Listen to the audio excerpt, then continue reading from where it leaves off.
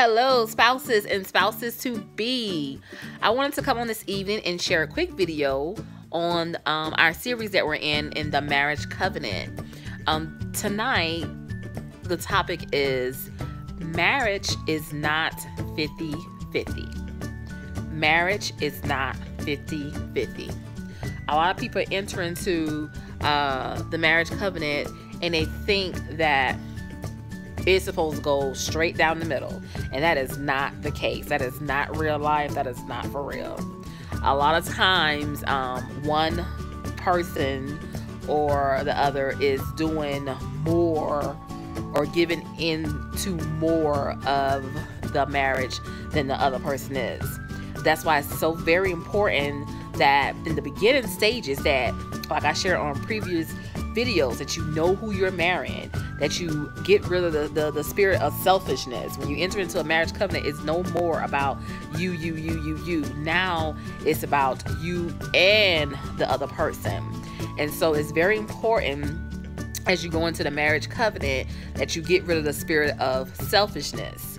But even in any case, even with that being the case, sometimes still in marriage covenant, there is not a straight down the middle line, just because it can be reasons like one person's job may pay more than the other person's job. One person may not be as physically able to do more than the other person can do. It could be several reasons why the marriage covenant will not be 50-50, but can do as much as they can.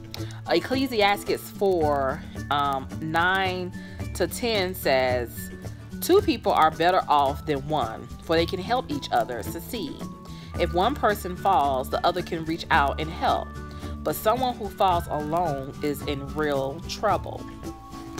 Don't enter into the marriage covenant thinking that, okay, we're going to pay all the bills we're going to split everything down the middle, or you going to clean this side of the house, I'm going to clean this side of the house, or you going to buy this set of groceries and I'm going to buy this set of groceries, or we're going to, whatever the situation, whatever it may be, whatever it may be. Don't go into the marriage covenant with the idea of everything is 50-50. Sometimes one person is doing more. You want to go into the marriage covenant with a servant heart. You want to go into the marriage covenant with servant. And it would even be good if you can go in and see how can you outserve the other person, because that's what the marriage covenant is about. It's about serving the other person. It's not about your needs getting met. It's about the other person's needs getting met.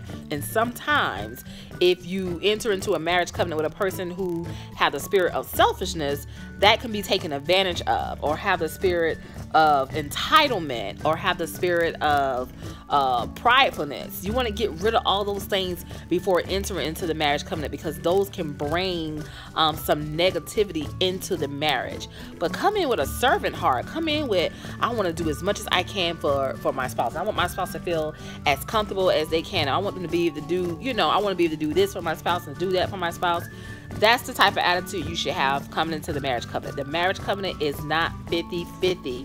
However, it is grand that you have each other to be able to lean on each other.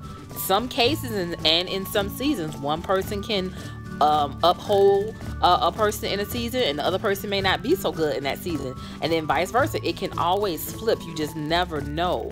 It's not okay just the wife clean the house and just the wife cook the dinner. No, that's not how that goes. Husbands can cook dinner. Husbands can clean as well. It's not just the wife that goes grocery shopping, or just the wife that provides cleaning supplies for the house. No, husbands can do that as well. It's not about 50-50. It's not about half and half. It's about coming together as one, working out what works for you, coming up with a system that works for your household. Even especially when you have kids and younger kids, you definitely want to create some type of system to go by in the marriage covenant as far as the kids go, because that can be very tiresome and overwhelming. So you want to have some type of setup where we're not looking at this as 50-50. We're going to try to help each other as much as we can. One of the things I always admire about my parents growing up as a child was they didn't look at each other, okay, you gonna do this and you gonna do this and I'm gonna do this and I'm gonna do that.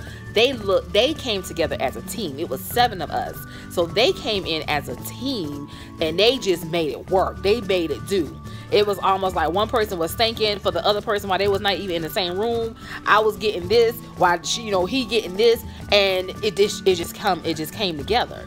Marriage is not 50-50. Marriage is teamwork. Marriage is oneness. Don't enter into the marriage covenant with that type of mindset. Blessings.